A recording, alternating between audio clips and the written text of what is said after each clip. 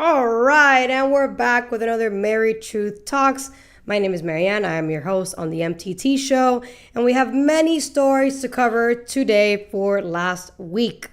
But before I begin, follow me on social media. That is Mary_Truths with an S, MARY_Truths. That is on TikTok, Instagram, and X. And if you believe in the wellness mindset, meaning connecting and elevating your life by connecting your mind and body, follow us at MB Elevate on Instagram, TikTok, and subscribe to our Patreon account. Now, let's dive in. All right, so we got a couple. We have more than 5 today. We're going ham this week. Florida Surgeon General states vaccine mandates will end. We live in Florida, so we have a lot to say about that. RFK hearing updates. That was very interesting. I saw the entire thing. Unlike other people who just watch clips, I actually see the whole hearing, the whole over 3 hours. I saw it. New York City mayoral race updates. That one's interesting. Trump and FBI informant. What? We'll see about that. Can trans be banned from the Second Amendment? We'll see about that. Charlotte, North Carolina mayor downplays innocent woman stabbed by a homeless man. That was very sad. We're going to talk about that. Chicago takeover. That's been, in the works. Well, it's finally happening. And the UK comedian arrested for making a trans joke. We're going to end it there. Not a light note, but, lighter than the other stories at least. So let's begin with the first one. Florida Surgeon General states vaccine mandates will end. What does that mean for us? Let's find out. Let's watch this together. The Florida Department of Health, in partnership with the governor, is going to be working to end all vaccine mandates in Florida law. All of them. All of them. All of them. Every last one of them. Yeah.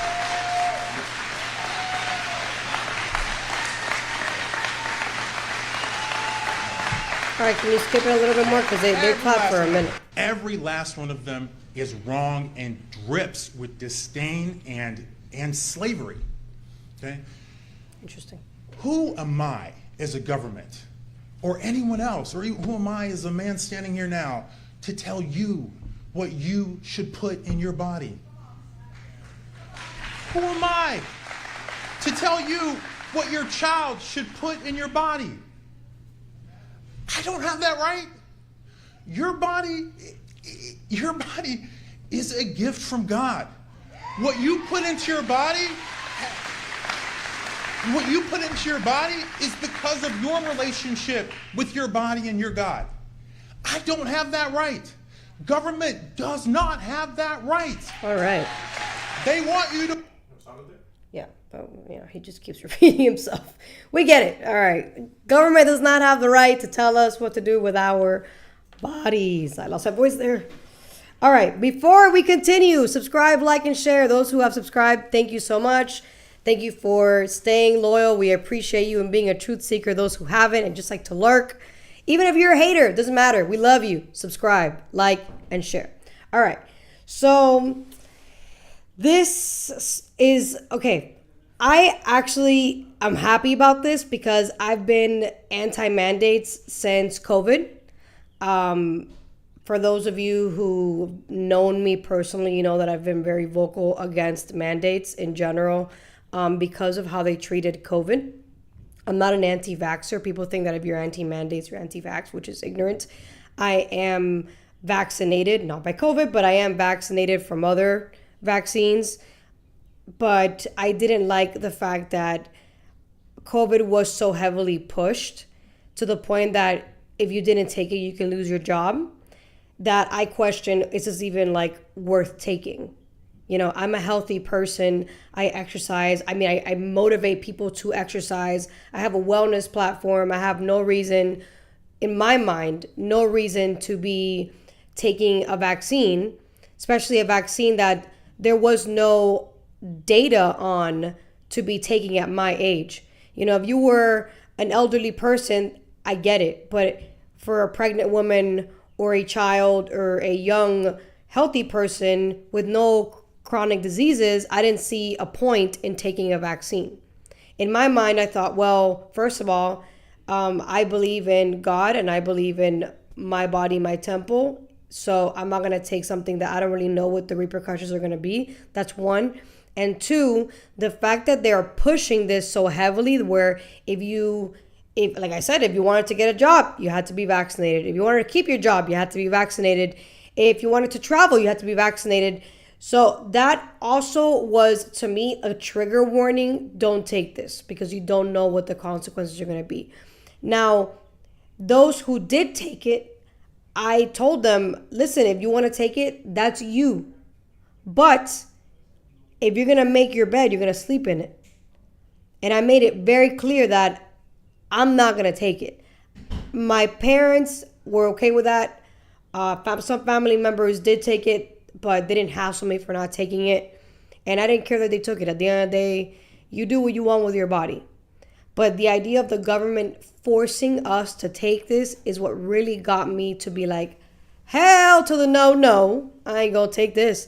I stopped taking vaccines when I was like, I think in high school or something. Like I was like, nope, we're gonna do the religious exemption. We're not gonna be taking any more vaccines. I stopped taking vaccines, I think in middle school. I don't recall ever taking a vaccine in high school. I could be wrong, maybe I did, or but I don't remember. And I definitely didn't take any when I graduated because I know that in college, they do try to force you to take them. But, you just sign that paper that says religious, exemption, and that's it. You're good to go, at least in Florida. I don't know about any other state. So to me, this is a good thing. I'm happy about this. I'm happy that people now have a choice. And I believe that if we live in a free country, you should have a choice. People are saying, oh, but that's going to make those who are vaccinated, it's going to put them in harm's way because there are kids unvaccinated. Well, if you believe in the vaccine, then you shouldn't worry about you being sick from an unvaccinated person. Because the whole point of a vaccine is to prevent you from getting the sickness. At least that's what it's supposed to do, right? What is the point of a vaccine? Isn't it to stop you from getting whatever the disease is that it's inside the vaccine? It's to give you immunity. Right, which we already have, by the way. So I don't understand that either. It's not foolproof, but... It's not, right. But the idea that, okay, if a child who's vaccinated is in harm's way because an unvaccinated child doesn't make sense because the whole point of a vaccine is for you to have less chances of getting sick versus the unvaccinated child. So like just that argument just loses weights there. You know what I'm saying? And speaking of vaccines, honestly, I've only seen people who've gotten the vaccine get sicker over time. Yeah. They catch more colds or their colds last longer. Mm-hmm. I've noticed it in my mom. My mom, she took it. And she's always like getting sick now. Before she would never get sick like this. She's like getting colds and like she would have for like a week. She'll knock it off, but they'll come back again. And it's like an ongoing cycle. It's weird. Like I said, if you took it, that was your decision. But I'm not okay with people who took it who try to demonize those who chose not to. I'm not okay with that. Because at the end of the day, nobody, in reality, even though it was a mandate, nobody put a gun to your head and said, you got to take this.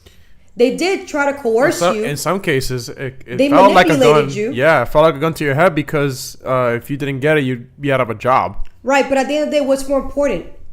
Your health or a job that you can get another job. No, yeah, of course, but not the thing. The thing is that thinking, of course. The point is that not everybody has that option. No, I get it. So that's what I'm saying. It's like having a gun to your head because if you lose your job, like you're screwed. Like how are you gonna pay your bills? What if you have kids? Right. That's why and it could take a long time to get a job too. Right. And that's why people took it because in a way you were kind of coerced by the government, which is another reason why you should not have mandates because a mandate is coercive, it's manipulative, it's a force. You don't really have a choice. It's authoritarian. For those who swear that we're living under authoritarian regime, mandates are authoritarian. They're not giving you an ultimatum. They're not giving you alternatives. This is it. Like, you don't have a choice. This is what you get. Did you see the incentive for getting the vaccine. They're like, oh, here, you want a free pizza? You got to get a vaccine shot. Yeah, I remember they were giving or a out free burger or free something. burgers, free donuts. Like, Yeah. come on, man. Like, you got to think, like, why? Some people actually got it, bro. Of course. But what's up, AVP? Thank you so much for showing up. Like I said, if you took it, no problem. But don't get mad because I did it. That's it. Like, I don't care who took it. Like, an anti-vaxxer would stop talking to people who took it, which is, to me, retarded. Because it's their choice.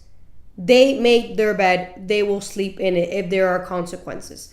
But the idea of those who took it, I'm not talking about everybody who took it, only specifically those who took it, who try to make me feel bad for taking it. Shame on you for trying to make people like me feel bad for taking it, including the past administration, who I will never forget. It was a Christmas where they literally said that, if you can find that, I'm sure it's somewhere in archives, that there was a post that the White House did on a winter, I believe, I don't know if it was 2022. Oh, I think I know what you're talking about. Where they literally, bro, I was like, I can't believe this is coming out of the White House, dude. And yet people still voted for Kamala Harris, which is mind-boggling to me. It's like, how much do you hate this country? Straight up. It's not even about Trump. You must hate this country subconsciously to after how badly they mistreated those who chose to not get vaccinated, to still vote for this chick. And incredible to me. If you can find that post, something along, ChatGPT will probably know what I'm talking about.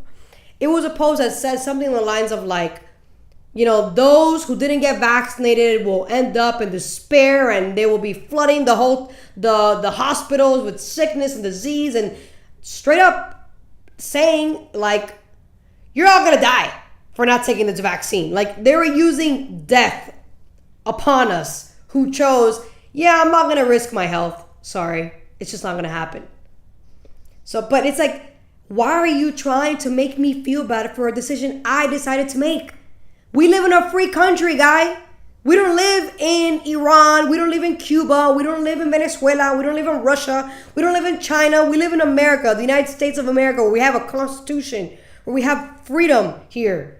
Like, so for the government to literally try to make people like me feel bad for making the independent decision to choose sovereignty over a job, over a paycheck, is shameful to me.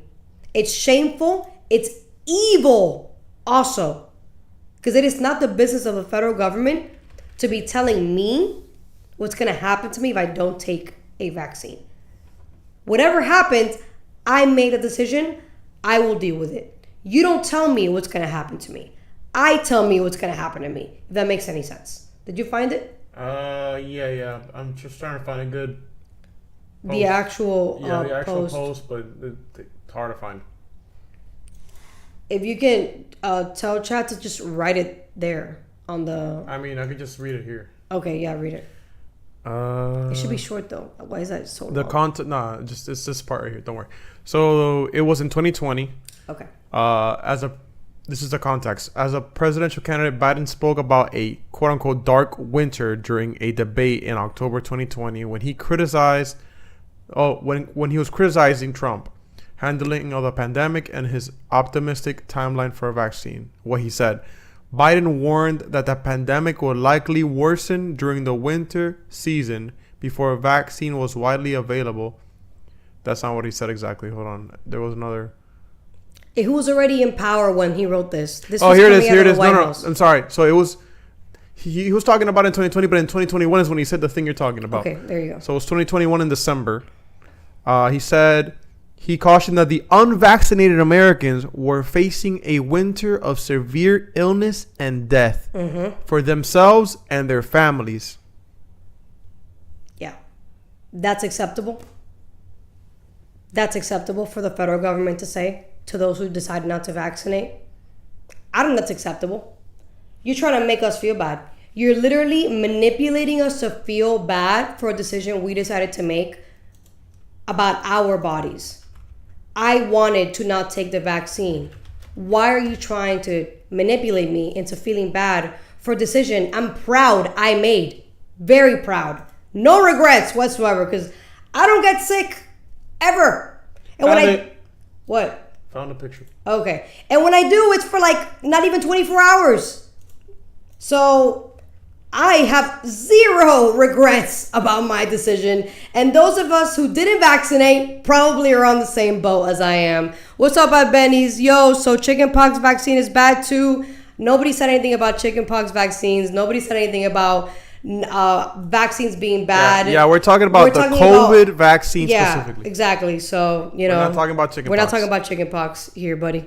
We're talking about vaccine mandates. Shouldn't even be a thing. I put it up on the screen so everybody can see. You decide whether you want to take a vaccine or not. That's your choice. Well, your parents' choice, really, because we're talking about parental choice here in Florida. Now you have a choice whether you want to vaccinate your kids with every vaccine in the books or not. Or you can pick and choose which one you want to give your kid and which one you don't. I think that's fabulous. That is what freedom looks like. That's what an anti-authoritarian state looks like. So hopefully the rest of the country can fall on board, or maybe not, whatever. But I love Florida for many reasons. This is just adding on to it. So God bless the free state of Florida. All right, so let's move on to RFK hearing. This is really interesting because this is an actual doctor, like practiced doctor, still doing his doctor stuff, versus a doctor only in name, meaning she has like a PhD. So very interesting, the two perspectives. And I thought we should watch this together because it's just check it out. This is great. This is great. I'm ready when you are. And say that, they're not that he's not taking away vaccines from anyone, but if the CDC is not recommending, or is only recommending the COVID vaccine for 65 and up and people with pre-existing conditions, from the beginning. No, from the beginning, because then we're losing context here. Let's talk about what today told us about the state of play with public health. Now, one of them is a friend of the show you know very well, Dr. Drew Pinsky. Great to have him. Another one is a PhD doctor, okay? A researcher. Meaning not a doctor. Who I have been wowed by. Doctor in name only. Okay? Her name is Dr. Jessica Nurek, and I have been stealing her stuff. Did I say that out loud? I have been stealing her stuff and analyses for a long time, Drew, because there's a real intelligence to it. Doc, it's good to have you here. You're really sucking up to her, aren't you, Instagram. We'll Cuomo? put it on the screen, but thank you for joining us, and I've appreciated what you've been doing. Now, let's talk. Dr. Drew, I don't think it's worth me taking your time with how did Bobby do. I think Bobby acquitted himself well. I think he's got hard and soft areas. But what do you make of the premise that there were central concerns that were reflected by both sides today? I saw nothing but confusion on the part of our representatives about how healthcare works and what the federal government relationship is to the healthcare system. Public health is not healthcare. The physician is responsible for doing whatever is in the best interest of the patient in front of him or her, and is at their liberty to use any and all available resources, completely independent of what the federal government thinks, what the CDC thinks, what the FDA thinks. These are advisory only. And this idea that the CDC is an organization that is, thus saith the Lord, is a complete misrepresentation. They make recommendations. The insurance companies create a scam on those recommendations. They use it as a way to justify whether they cover something or not. But the recommendations are just that. The physician is at their liberty to do whatever they wish. All right, but Jess, that's kind of the point, though, right? Is that's what the lawmakers were arguing, that you shouldn't be taking things out of the capabilities of doctors by saying, none of these vaccines can be used for different kinds of people and make it hard for them to get them. You should leave that to the doctors and the patients. What was your read on the dynamic today? Yeah, I mean, I think that was exactly Senator Warren's point when she was questioning him as well. It's, you can say that, they're not that he's not taking away vaccines from anyone, but if the CDC is not recommending or is only recommending the COVID vaccine for 65 and up and people with pre-existing conditions, that leaves a lot of people who are no longer going to be covered by insurance. And if they're no longer covered by insurance, they're not going to have access to their vaccines when they go to their pharmacy. And so I think that that's kind of like it's just a loophole in terms of how they're explaining it. It's removing access from people when the CDC makes those recommendations. For a small sliver. Medicare still covers it, Medi-Cal still covers it, and you can appeal to the insurance company, and if your physician is motivated, he or she can get that coverage. The vaccine is available. We're talking about the healthcare system. Nobody, and I mean nobody, is talking about taking options away from physicians. What is available to us is literally anything we wish to use on behalf of the patient, including any and all available vaccines. But Drew, the question is, I get what you're saying about the agency dynamic here and the big brother dynamic. Okay, fine. But don't you think that the real battle that you're seeing on the right and the left is that, hey, you guys don't want people to believe anything but what you suggest in the moment. Not what it is. And when it comes to vaccines, we have something called science. There are things that are known that are not a matter of opinion, and those should stand. And on the extreme, Maha tends to put everything in the same bucket. I don't know about extremes. All I know is that we didn't have the data to recommend the boosters, not the Alpha and Delta, the booster to 6-month-olds. We just don't have it.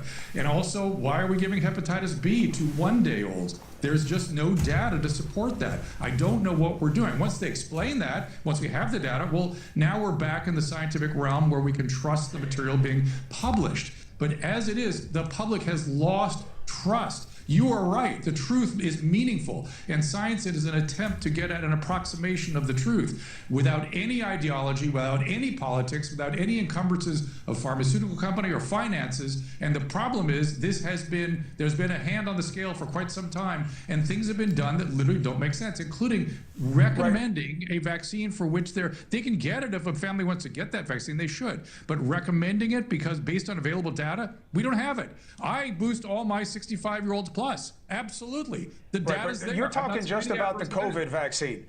You're talking about the COVID vaccine, and that's one issue, but I'm just saying they all get thrown in the same bucket. You have the guy in Florida standing up and saying, no vaccines are going to be recommended. He's not saying no vaccines. He's saying no mandates. Do you have the He said they're not going to be required. Drew, hold on, Drew.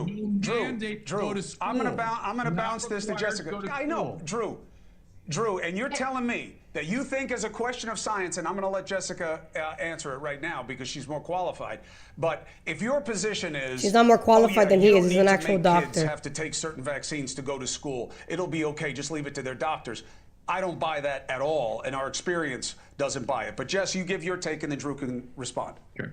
I mean, I think this is interesting that this happens all the time. What a lot of people will do is they'll say, oh, we don't have the data, we don't have the science, kind of relying on people to not know that we do have a lot of good data to establish these recommendations. I mean, Dr. Drew brought up the Hep B vaccine. Experts in that area consistently discuss how we have good data and why the Hep B vaccine is given. And I mean, even Senator Cassidy was having a debate this week. Is the child going to go out and step on a needle? Is the child going to use IV drugs? Is the child going to have sex with a drug user? Is the child's mother have hepatitis B? No, because we test for that. Why are we giving hepatitis B vaccine?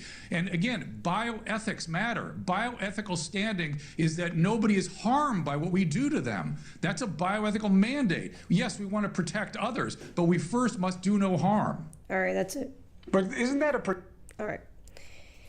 So she quoted Elizabeth Warren, who gets a lot of money from pharmaceuticals. I did a whole live about all the left and right Republican senators and Democrat senators, including Bernie Sanders, who claims he's an independent, who all get money from Big Pharma. However, she is in the camp that because the health organizations are saying that vaccines are safe and effective, therefore we should listen to them because they are the Bible, is what she's insinuating, right? let's watch really quick together this video with RFK in the hearing with Bernie Sanders, and I'm going to prove my point. Trump should get the Nobel Prize. So who's right? Is Trump in the medical community right, or are you right? President Trump did an extraordinary piece of leadership. Is he right or wrong? Did COVID save millions of lives? As I said, he got Americans back to work. At that time, that particular vaccine was perfectly matched to the virus that was circulating then. And I have no idea how many lives it saved, but it saved quite a few.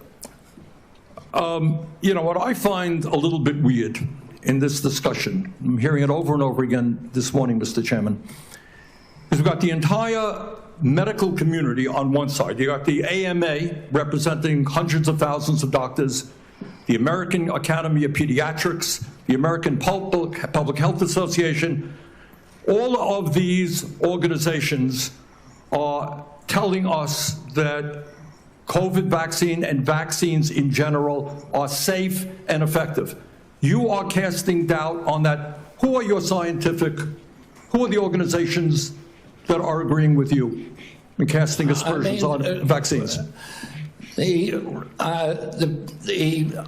primary advisors are Marty McCary, Jay Bhattacharya, Dr. Oz, Vinay Prasad. So you got a few doctors who agree with you, and I'm giving you the Not name. a few doctors.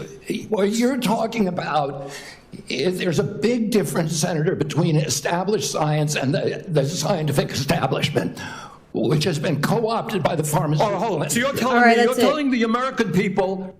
Okay, so what the previous woman who claims she's a doctor because she has a PhD and Bernie Sanders are saying is that we should listen to the AMA, which is an organization, the American Association of Child and Adolescent Psychiatry, American Academy of Dermatology, American Academy of Physician Assistants, the World Professional Association for, hold on, my bad. Give me a second here. There's a bunch of them. There's a bunch. There's AACAP, AAD, AAPA, AACE. You get it, a bunch of acronyms. All right, so guess what? All these organizations that are claiming that vaccines are safe and effective also say that gender-affirming care is safe and effective. Now, I want you to tell me, why on earth should I believe them when they're saying that gender-affirming care is safe and effective? By you saying this, and these are all I looked it up. These are all the organizations that he's talking about that are pro-vaccines are also saying pro-gender affirming care, so pro-mutilation of children. So why should I believe them?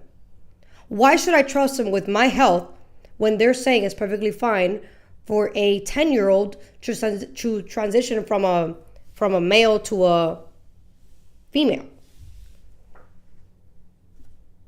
You have to ask these questions.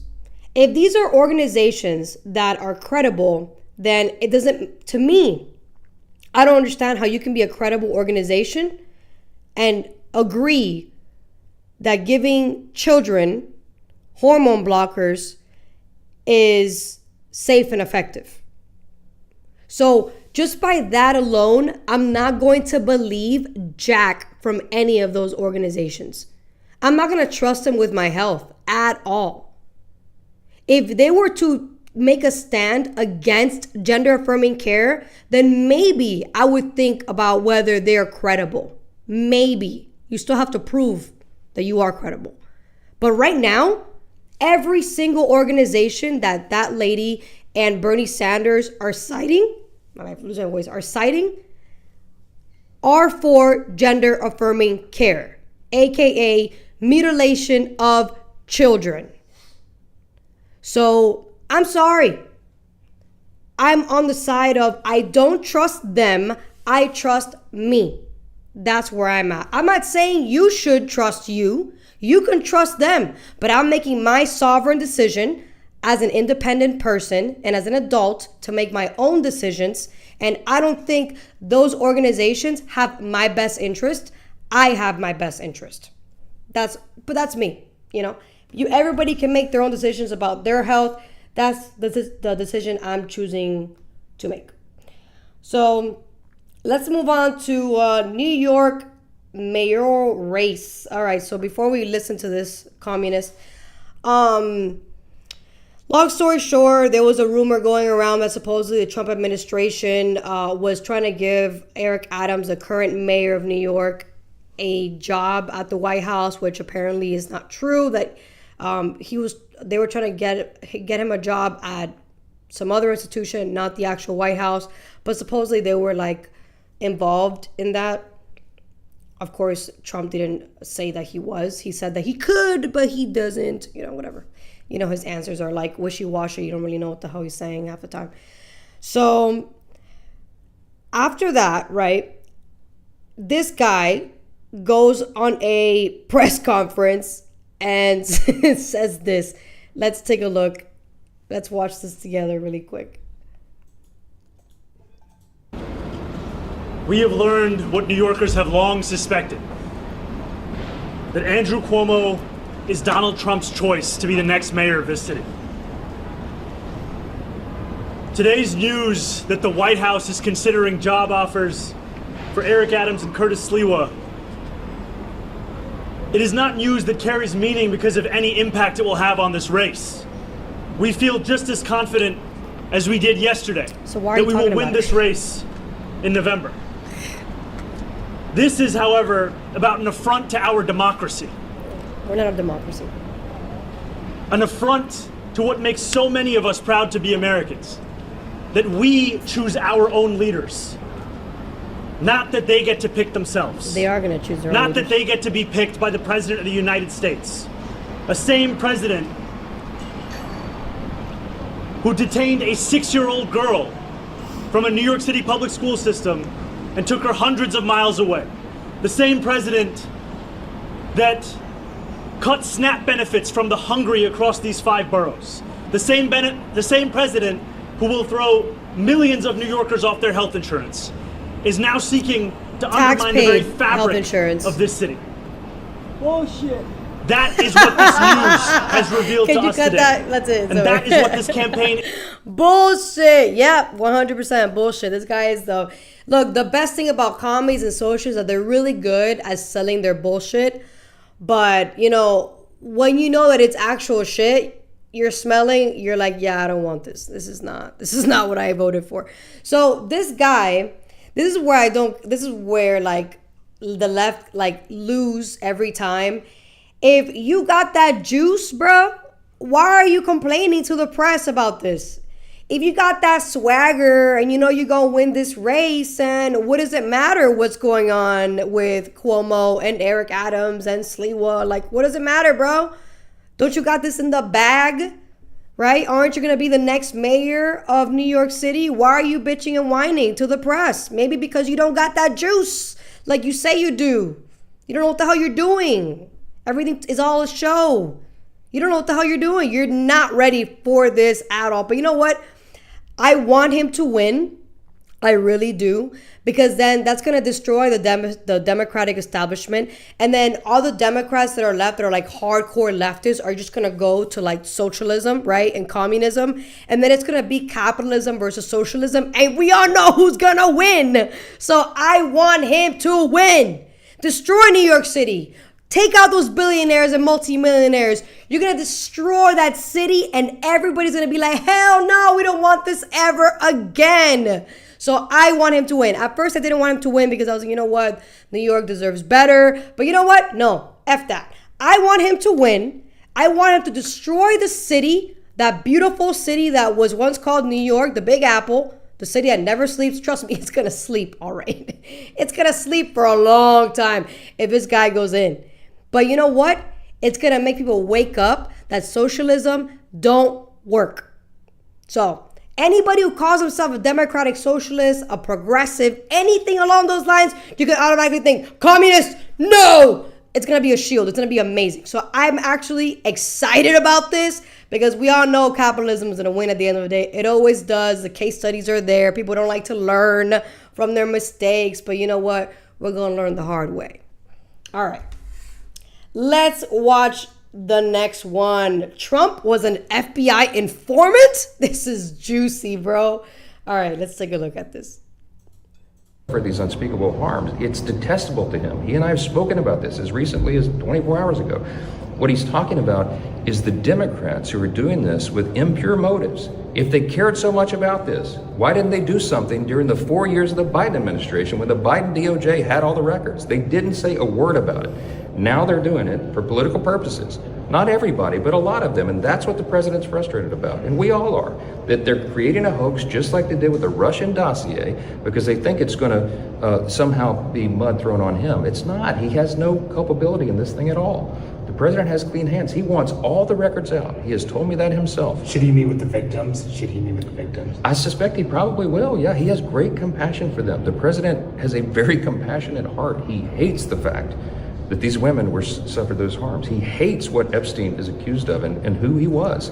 And when he recognized that, he realized Epstein wasn't just some sort of, socialite. He was an evil person and alleged to have been involved in evil schemes. And the president distanced himself before he was president from that because that's not who he is. And I think he's being falsely accused and maligned. And that's a frustration of all of ours. That's what he's talking about when he says the hoax. Thank you. Thank you. Wait, no. What? You didn't catch him saying it. I mean, that's the video you... Yeah, but you didn't catch him saying it. You gotta go to 227 to 410.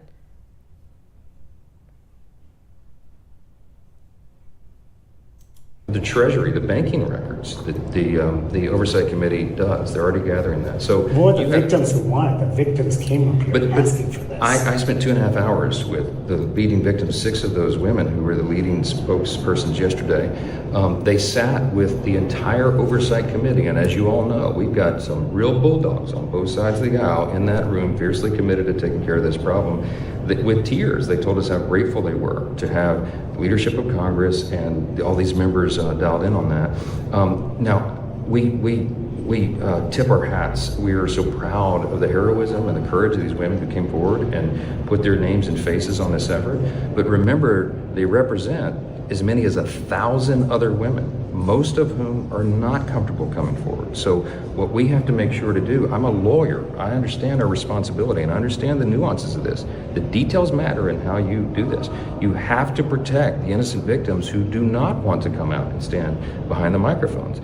And I think the women who spoke yesterday clearly understand that. They told me that themselves. In fact, I met with them privately before he went into oversight yesterday, and I explained the necessity of that. And every single one of them nodded and said, of course, yes, please do that. But Trump called it a hoax yesterday.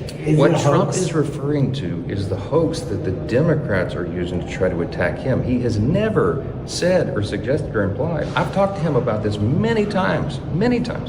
It comes he across is horrified. as calling the whole thing a hoax. It's been misrepresented. He's not saying that what Epstein did is a hoax. It's a terrible, unspeakable evil. He believes that himself. When he first heard the rumor, he kicked him out of Mar-a-Lago. He was an FBI informant to try to take this stuff down. The president knows. He was an FBI informant that tried to take this stuff down. So now everybody is thinking, was that like a slip up on purpose or was that by accident? I mean, how do you make that on purpose, honestly? Because he was talking for, how long was that video? 5 minutes. Okay, so a 5-minute conversation with the press. I mean, I don't know. It could have been like purposely put in there, but I don't know why. I don't know. It just doesn't. It didn't seem like it didn't seem like that. It seemed like it was a slip up, and then he tried to like kind of cover it up, but it's like you already said it. It's already out. Now everybody's gonna be talking about it. So a lot of people are saying that could make a lot of sense, that he was an FBI informant. That would be really bad for him, though, if he is an FBI informant, because then that would mean that he was ratting out a bunch of billionaires and people with a lot of power and money. So for somebody like him who cares a lot about his business dealings, that would not be a good idea, because you are sabotaging deals with people that you can make deals with. So, but at the end of the day, if that is true, then that actually looks really good on his end, because he was the hero at the end of the day. So, I mean, I don't know. It's possible. We don't really know if it's true or not. It could be true. That would be pretty sick if it was true. And it would make sense why they've handled this like Epstein thing like so oddly, you know, because if he wanted people to stop talking about it, I think that he would have just been like, look, guys, this is taking a while. I understand that you guys really want the files. We're doing our best to get it to you, and that's it, you know? But that's not what he's doing. You know, like, they've handled this in such a way where they've created people to continue talking about this non-stop. And it just makes you wonder, like, why handle it this way if you're trying to cover up for elites? You know, that's what the left keeps saying. Oh, he's trying to cover up for elites. He's probably a part of them. Like, okay, then why handle it this way if you're trying to cover up? If he's trying to cover up, then he would have been like, oh, look, we're trying to find, we're trying to do our best. We're trying to find everything, blah, blah, blah. Don't worry about it. We got you, you know? Instead of saying, oh, stop talking about it. That's going to make people want to talk about it even more, you know? So it just doesn't make, to me, it almost seems like he's handling this in a way where he wants people to continue talking about this topic and pretending like he doesn't want to talk about it, knowing that by him saying that, more people will be like, well, why don't you want to talk about it? And they will continue talking about it. So, I don't know. Like, the way he's been handling it is weird. If he was covering it up, the way he's handling it doesn't make sense. And if he is an FBI informant, that would be pretty plausible, considering the way he's handling it is weird. And at the same time, he was, the lawyers did say, the lawyers from the, what's these people, the Epstein victims and Ghislaine Maxwell victims, the lawyer that's handling that has already spoken to Trump before, and he said multiple times that Trump is the only person who has cooperated with him directly when it comes to his lawsuits and everything with his cases with the victims. So maybe he is an FBI informant. Maybe he's not. But honestly, that would be pretty damn cool if he was. Not gonna lie. Not cool for his business, but it's definitely cool for just, you know, the country as a whole, because the left and the right are both obsessed with this story. So if there is legitimate proof that he is an FBI informant, please expose that shit already. That way the left can stop saying that this guy is a pedophile. Please, just, you know, if it's true, just say it already, you know? Don't just let it slip from the mouth. All right. So what do you think about that? FBI informant? It's pretty cool. Yeah, I mean, if he is, then that would explain a lot of things. Right? That's what I'm saying. I'm like, yo, that would explain a lot of things.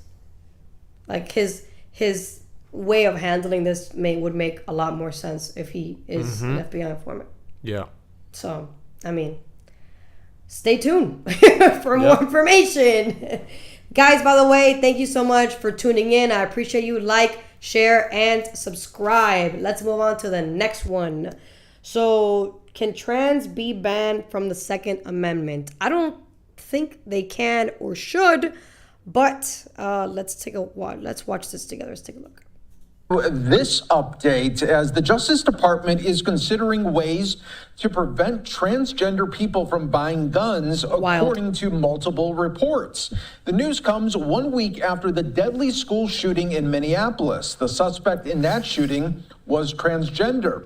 Justice Department officials are reportedly considering a range of options, but banning an entire group of Americans from purchasing a gun could be difficult to implement or even illegal. To help us understand what's possible and where we're going to be now joined by constitutional law expert Robert McWhirter. And Robert, let's start out right now what you thought about this news.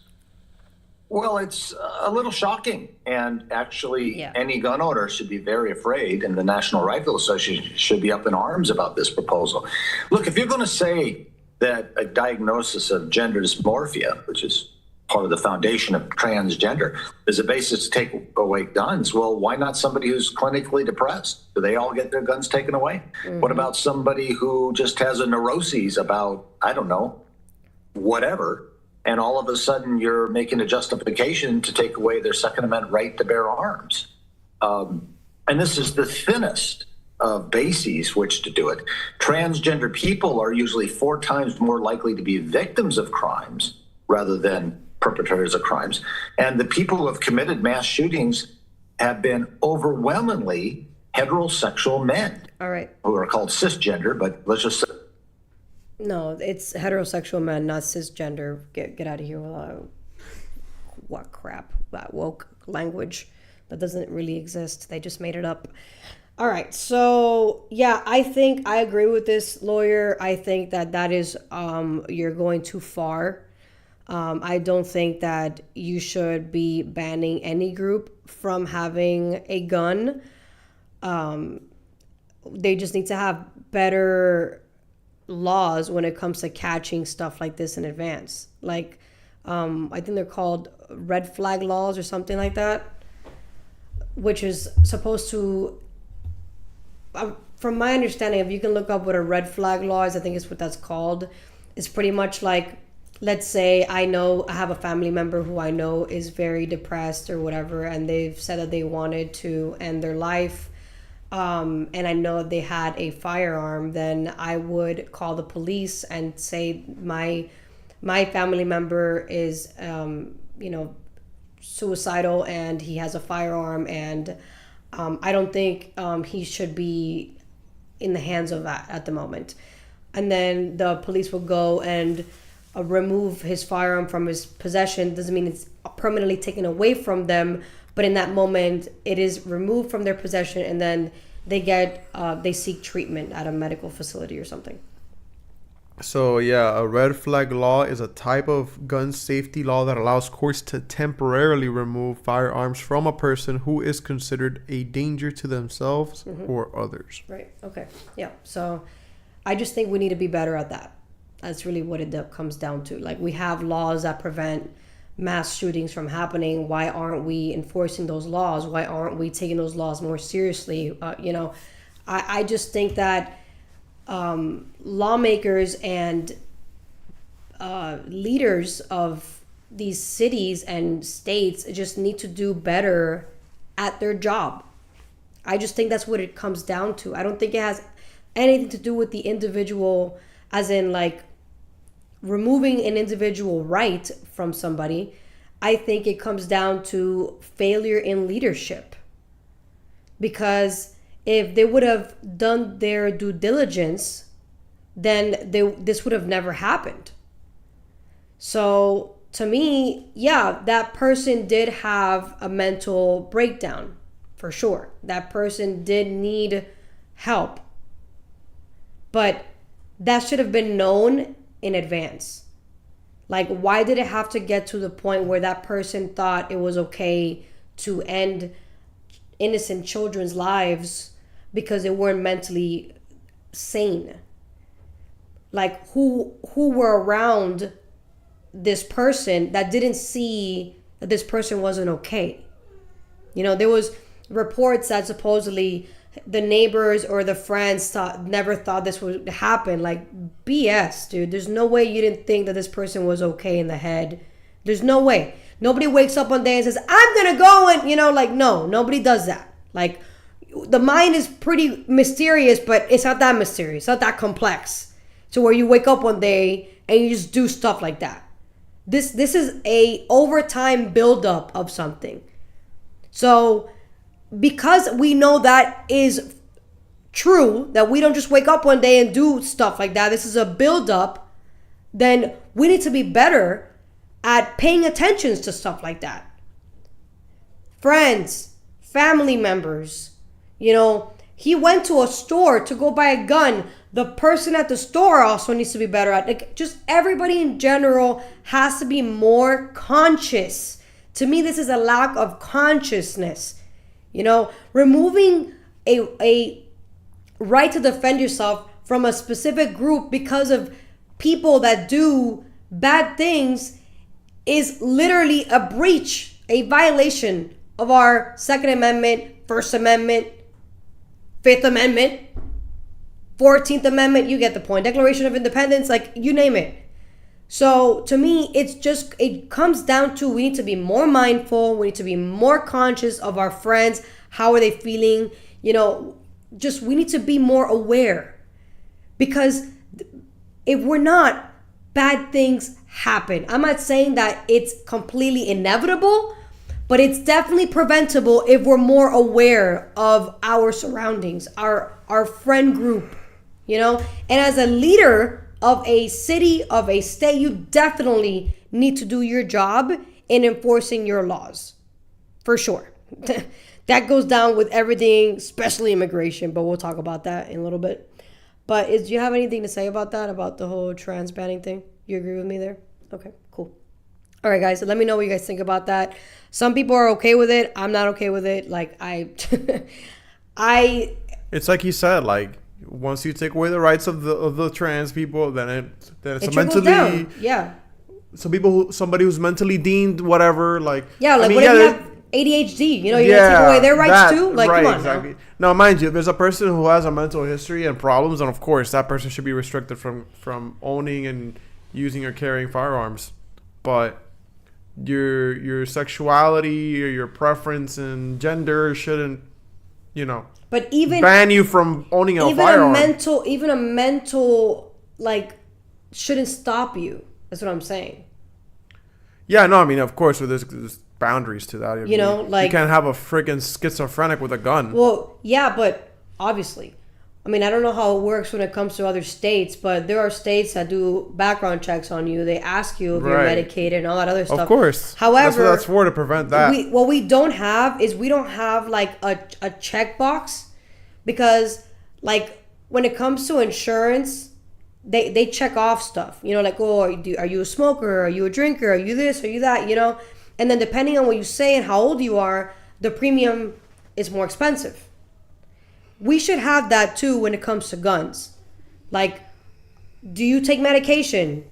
You know, if you do, what medications do you take? In order for the dealer, the gun seller, to make a decision on whether to even sell you that gun. I think that's what it really comes down to, is there should be like some type of like form that you should cross. And if you are taking drugs that... you could just lie and put something else. That's not true.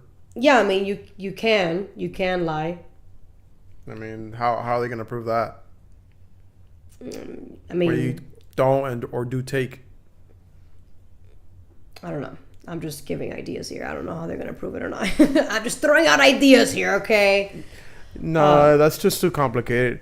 If you have a mental disability, it's going to be documented in your record. When they run your record, they're going to see all that, right? Your criminal history, your medical history. I don't think so. I don't think they see your medical history. Well, if they don't, then they should. Well, there you go. That's what I'm saying. They should see your medical history. Okay, but like ticking a box doesn't do anything. Okay, fine. That makes more sense. If they can see, if they have to do a background check on you, they should do a medical history check. I'm pretty sure like they can see like medical history if they have like schizophrenia or some kind of like I don't know, bipolar disorder or something that could make them a danger to hold a gun. There has to be something for that already. I don't think so, bro. So you're telling me they're giving guns to schizophrenics? No, I don't think that, at least in Florida, there's nothing like that. Like, you just go in there, you say you want to buy a gun, and you wait. We'll get back to that. We're gonna have to look into that. Yeah, you wait a week, and then you get your gun. Nobody asked you what, your medical situation. Like, nobody asked any of that question. So I think it depends on the state. Maybe some states are more thorough than others. But the very pro Second Amendment states, we don't ask those questions here. We just want you to get your gun. That's it. So, speaking of guns, what has that going to do with guns, actually? It has to do with just violence. Very sad thing that happened in Charlotte, North Carolina. Innocent woman gets stabbed by a homeless man. Let's take a look at this. Very unfortunate that we have to deal with this, but again, another mental health issue. Like we did today, it doesn't just mean we put it on the air. In fact, often we don't show it, or it's heavily edited, especially when it's violent and graphic. We ask questions of ourselves. Does this video show us something important? Does it give us new or better insight into what happened? Is there news value in showing it? And then we factor in decency and privacy. Tonight, we've decided to air a portion of the video provided by Katz. We're doing that because it verifies what we've been told about this incident, and that is newsworthy given the public attention and the demands for safety improvements. We will not be showing the actual stabbing itself. It's 9:46 p.m. You'll notice right away, this looks like any other ride aboard the light rail. People are doing what they do these days, keeping to themselves, scrolling on their phones as they ride along. The man accused in the killing, DeCarlos Brown, is in the red hoodies on the right side of your screen. He appears to be maybe a little emotional, perhaps a little agitated, but nothing disruptive. There's nothing that gets anyone's attention. About 30 seconds later, Irina Zarutska boards. She's wearing a hat and a t-shirt from a pizzeria, and she sits in the row in front of Brown. She has earbuds in and is looking at her phone. She too is just minding her own business. They ride along for around 4 minutes with nothing unusual happening. Then around 9:50 p.m., Brown reaches into a pocket. We've zoomed in on it here. He pulls out a pocket knife. No one notices a thing. Seconds later, he would stand up, and from behind, unprovoked, as we stop the video, he would stab the young woman several times. She had no chance to defend herself. The attack was over in seconds, and when it was over, Brown walked through the train attempting to get off. Few passengers, if any, at first realized what had happened, until they noticed drops of blood on the floor. 90 seconds after the attack, a bystander rushes down to begin lending aid to Zarutska. She would die from her injuries. 30 seconds later, 9:52 p.m., 6 minutes into the video, Brown leaves the light rail. The video here shows us just how quickly things happened. Insane, bro. Insane. Yeah. Insane. What the hell happened there? So that guy never. So that train in Charlotte, North Carolina, you have to get a ticket to get on the train. Guess what? He didn't get a ticket. Nobody checked that he didn't have a ticket, and that's how that happened. Again, it's leaders not enforcing services that they have. So this is a tax-paid service that has a system, meaning you have to pay to get in the service, and they're not even enforcing the policies in the service that is paid by taxpayers. This is, again, failure in leadership. And the fact that the mayor said, like, oh, it's heartbreaking what happened to the woman, but then she tried to victimize the dude because he has a mental illness. I'm like, what? Like, how deranged do you have to be to literally victimize somebody who just stabbed somebody for no apparent reason?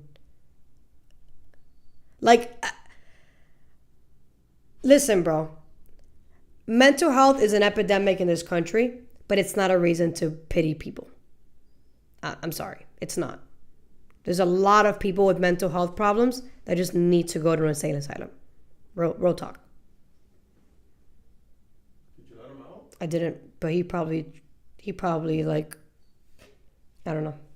Our dog is very determined. We put a whole barricade for him not to come near the door, and he somehow manages to get through the door. I would really love to know how on earth he did that. I really do, because it is. I have to laugh because if I don't, no, I'm kidding. He's awesome. He's a blessing. He really is. But straight up, like, these people that have a mental health problem, I'm not gonna pity them. I'm not. They're not supposed to be in a civilized society because they cannot handle being in a civilized society. Therefore, they need to be put somewhere. I'm not saying hurt them. I'm not saying, like gulags. I'm not saying any of that. I'm just saying they need to be put in an institution far away from society where they can get the medication they need in order for them to be in a controlled environment, and we don't have stuff like this happening to innocent people. And this is an immigrant woman who fled her country, well, she didn't flee. She left, better said. She left Ukraine because of all the stuff that's going on there to come here to be in a safer country to get stabbed by a homeless dude. Come on, dude. We got to do better, bro. Straight up, we got to do better. Like, leaders have to do better. People should not be dying because a person with mental illness was on the street. Like, the judge decided to put him out onto the street when he should be behind bars. This guy has, I don't know how many mugshots, almost 10 or more mugshots. Like, come on. After the third mugshot, you should have gotten the picture. He's going to continue committing crimes. He needs to be behind bars permanently. Obviously, when you have Democrat leadership, they don't believe in that. They think that we should be victimizing the criminals because, oh my God, they have mental health issues. No. They're criminals. I don't care what their mental health issues are. If they have mental health issues, they need to go in an insane asylum. That's it. Period. Because what you're doing is you're victimizing the killer, not the person who actually was killed. So, let's continue talking about victimization here. Chicago is victimizing themselves because of their poor management in the city that they're protesting against ICE. Let's take a look. And first, I want to say to every single one of you, on behalf of our community, thank you for standing with us. We sense your love and we sense your care for people who might be your neighbors nearby or your neighbors far away from you. Every single immigrant is a human. Every single immigrant has every single right to have their families stay together. All right, cool, we get it. Well, let's move on to the next one. We get it. They're protesting against ICE. Nothing new. 8 people killed, more than 50 shot in Chicago. That includes 2 mass shootings. That's when there are 4 or more victims. In response, President Trump posted a message on his Truth Social account. It was, quote, "He better straighten it out fast or we're coming." That's referring to Illinois Governor J.B. Pritzker. There's been no official alert that the military is being deployed here, but the governor and Chicago Mayor Brandon Johnson are resisting. If Trump and the federal government is actually serious about driving violence down in the city of Chicago, why would he withhold over $800 million for violence prevention? All right, that's it. Violence prevention. This is a guy who has bankrupted his city because he has literally funded illegal migrants instead of his citizens, while trying to increase property taxes on his American citizens to, again, continue funding illegal migration into Chicago. So this is a guy who doesn't know what to do with money and wants to continue being funded more money. So for violence prevention, when Chicago is filled with crime. So it's just laughable, absolutely laughable. So this is what I think is going to happen to Chicago and to Boston. All these places are trying to play tough guy. You're not going to stop the federal government from ICE agents going in and raiding your city. That's not going to happen. It's going to happen whether you like it or not, because federal laws trump state laws. Okay? So when they go into your city and they're doing their job, if your citizens start rioting or trying to obstruct justice against any ICE agent, including spitting on them, cursing at them, shoving them, anything along those lines, also, that will justify him bringing the National Guard. So, I think what would be smart is to work with ICE to avoid that from happening. But they're not going to do that because pride is too big. They don't really care about their city. They don't really care about, helping the crime go down. They don't care about any of that stuff. They just want to say Trump is bad, we're good, and we're trying to protect our city when your city is infested with crime and violence and death on a day-to-day, weekly basis. So I predict ICE is going to come, just like in California. They're going to do their job. the activists and the protesting and everything is going to get out of hand because the rhetoric doesn't help. They're saying, we're going to block Trump from coming here. You know, you're pretty much insinuating, when ICE comes, attack them. That's what you're saying subliminally. People are going to read onto that and they're going to react. And that's going to give Trump the legal justification to bring the National Guard. And then at that point, you're not going to be able to do anything because you should have controlled your people. Instead, you empowered them to attack ICE. So, again, that's my prediction. I could be wrong. I don't know. I'm just a regular average girl on the internet talking my mind. But that sounds pretty plausible. Regardless, we're going to find out. Let's move on to the UK comedian arrested for making a trans joke. This is crazy. Graham Linehan has been arrested by British authorities for sharing the wrong opinions online after 3 tweets that didn't even violate X's own terms of service still led to the comedian being detained by police in real life. He was arrested for 3 tweets. Do we know what the tweets were? Oh, yeah. I mean, one of them is a photo of a trans rally. It says a photo that you can smell. It's like so wild that you would be put in handcuffs for that tweet. The other one, none of them are obviously, is a photo of these trans people where he commented homophobes and misogynists, all of them. Right. Imagine. Right. You would think that would put you in the clear. But imagine. Yeah. That's one of the posts that they cited as being the reason for arresting him. Interesting. And then the other one is saying that if a trans-identified male is in a female-only space, he's committing a violent, abusive act. Make a scene, call the cops, and if all else fails, punch him in the balls. Irish comedian Graham Linehan. And let's watch the next one really quick.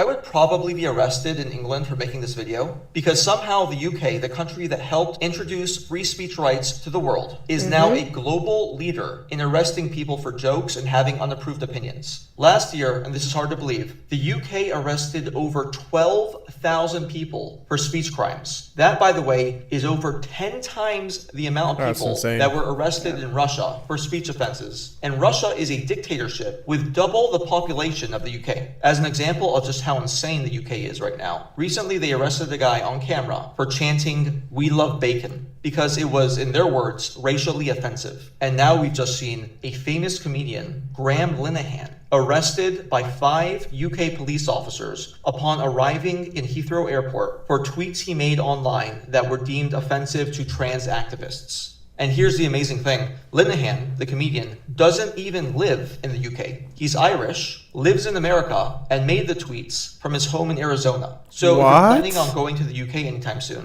don't make jokes about eating bacon. Don't make jokes about dudes in skirts. But if you want to, start up a Pakistani grooming gang, preying and victimizing thousands of British girls, that's perfectly fine. There will be little to no repercussions for that. I'm honestly starting to wonder which country has a bleaker future. My father's home country, the UK, or my mother's home country, Iran. Yep. That's crazy, bro. That's crazy. Yeah. Insane asylum. Yeah. So that's what that is. Yeah. I saw a video that I really recommend you guys go and watch. It's Piers Morgan talks about this exact topic with like 5 or 6 women. We had Riley Gaines, the one who went against the swimmer in Pennsylvania.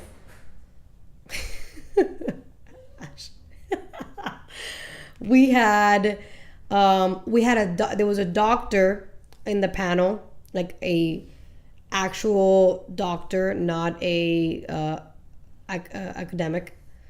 We had an academic leftist, like communist practically, pretty much saying that it's perfectly fine to arrest people for what they say online. We had a trans man who transitioned to a woman called, I believe, Blair, which is a very known trans, who has said publicly that she, he, it, whatever, does have a mental problem. And I'm just going to say she because it looks like a she. She recognizes that being a trans is a mental problem. So I was like, that's interesting. You know, more people should listen to this person. And then we had a binary woman pretending to be a man, has not transitioned at all, claims she is a they them. Okay, so that is the panel with Piers Morgan. And of course, the binary they them and the academic communist were the ones saying, if you say something offensive online, then you have a right to then the government has a right to arrest you. But then I'm thinking, offensive, anything could be deemed offensive. Like what? Because offensive is the intention, right? Oh, I said something, and then you're gonna claim it's offensive because of the intent of what you said. So in practice, you're actually not arresting me for what I said. You're arresting me for what you believe my intent was on what I said.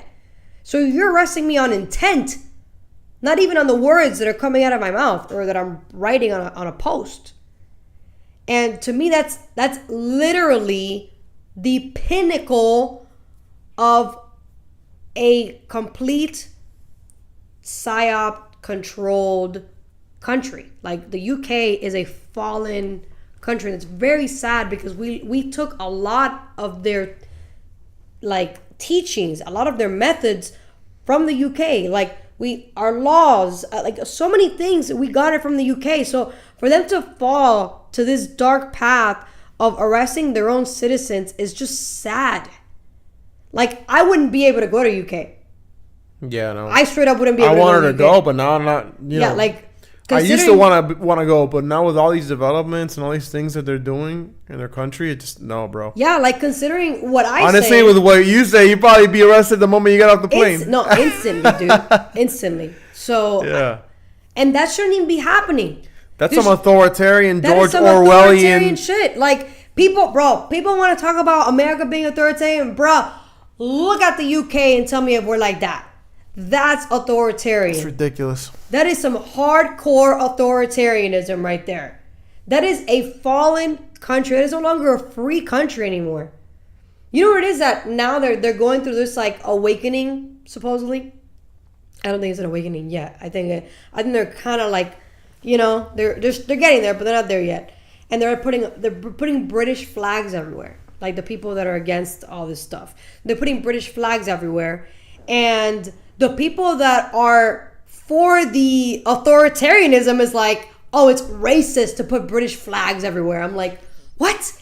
It's the flag of the country. What do you mean it's racist? So inverted, bro. What the hell so convoluted. Is going on, Mental dude? illness is what's going on, bro. Right there. What is going on? I'm like, bro, that's not a justification for this. This is not I'm so tired of people saying, oh, mental illness is the reason for this. Like, no, this is a problem. Like, let's just attack the problem. If you are a sovereign country, you should be proud of the flag because the flag symbolizes your sovereignty. If your citizens are saying that it is racist to put up your flag, then your country is no longer sovereign. It's been conquered, like straight up conquered. And that is very sad because what happens in Europe 5 years later happens here. So I'm not trying to live in a country like that. I will continue fighting for this country. People say that they're fighting, I'm actually fighting. I'm talking every Sunday about this. I'm constantly on social media because I believe in the freedom of speech. I believe in the Second Amendment. I believe in our Constitution. I believe in life, liberty, and the pursuit of happiness. So if you do too, follow me here. Follow Mary Truth Talks. Be a truth seeker. And I will see you guys next time.